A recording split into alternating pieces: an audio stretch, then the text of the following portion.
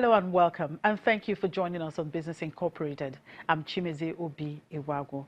On the program today, Kenya regulator says shareholders to decide if KCB and National Bank of Kenya merger goes ahead. Standard Bank looks at expanding in West Africa. Plus, IEA lowers oil demand forecast for 2019 and 2020. Let's get the show started now with the markets. And markets in Africa were mixed at intraday, with the JSE index in South Africa up by 0.56%. Meanwhile, the volatility in the Nigerian market continues, with the index down 0.04%. Markets in Egypt closed for the week positive on Thursday, surging 2.16%. Kenya closed positive on Thursday as well. In the Middle East, markets ended the week mixed on Thursday, with Saudi Arabia's index gaining 0.79% after snapping a 5-day losing streak in the last session. Dubai's index closed 0.24% higher, with Air Arabia climbing 3.5% after the budget airline posted a 75% jump in its second quarter profit. In Abu Dhabi, the index fell by 0.42%, while Qatar's index was down 0.64%. Markets will remain shut for much of next week due to the Eid holiday, which begins on Sunday and lasts for a week in Saudi Arabia and at least 3 days in other Gulf regions.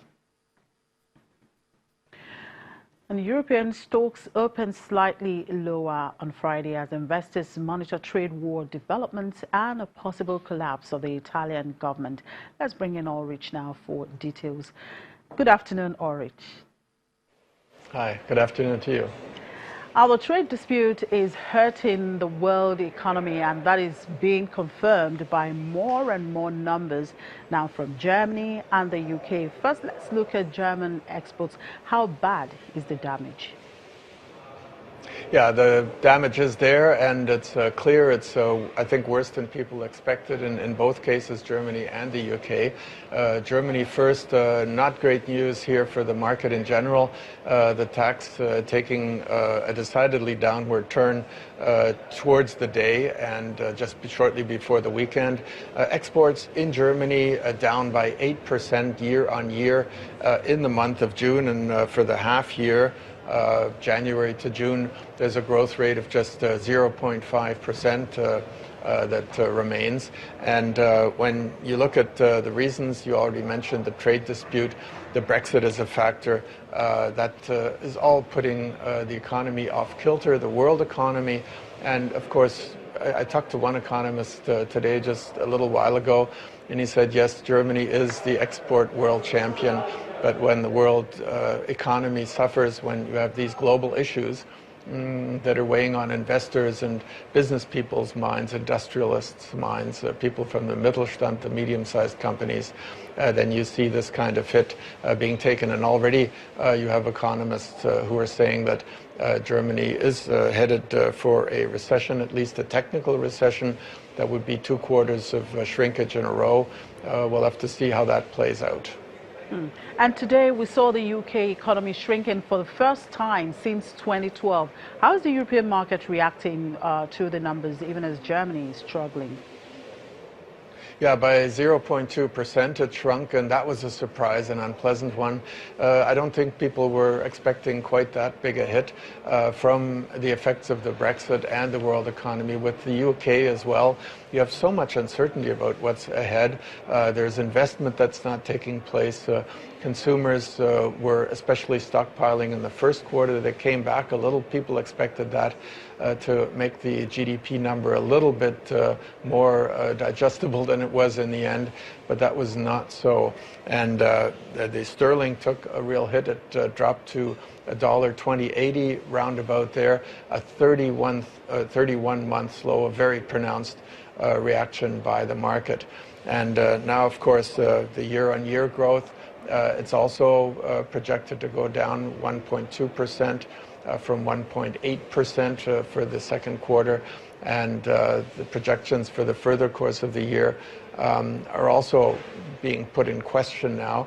And everything depends what happens in the next few days. A lot of people here, a lot of economists now not just crunching the real numbers, but one of their main tasks, one of their main some of their main thinking goes around how likely is an election, who will come out. So economists have become half economists, half political analysts in the process as we speak. Mm-hmm. All right, we've come to the end of Business Week today. What is the outlook for next week, Ulrich? I don't know if it's going to be a whole lot better than this week. I mean, we had some pleasant surprises this week, but next week there'll come, if you will, some test of the truth.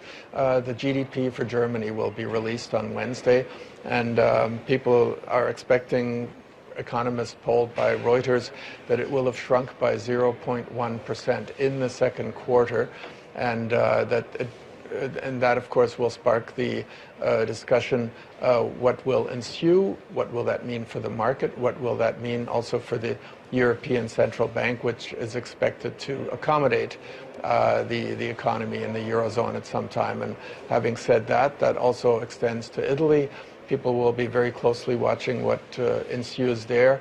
Italy, not just a factor because it's the third largest economy in the Eurozone and the fourth largest in Europe. Also, banks are sitting on super high numbers of bad debt, and the country is sitting on a super big portion of sovereign debt. Also next week, American consumer confidence, addressing the trade dispute issue, but also what is the Fed likely to do. And you also have inflation data from Germany, which will also be, let's say, giving a clue of what the ECB might have up next. Remember, it's August, it's summer vacation month here in Europe. The Germans, they have staggered vacations, but basically all of Italy and all of France is on a vacation. That hasn't meant any less exciting trading in the past years because of all the events. That goes back to the financial crisis. My guess is that the next week trading will be just as exciting as this week, despite all the people away on vacation. They have telephones after all.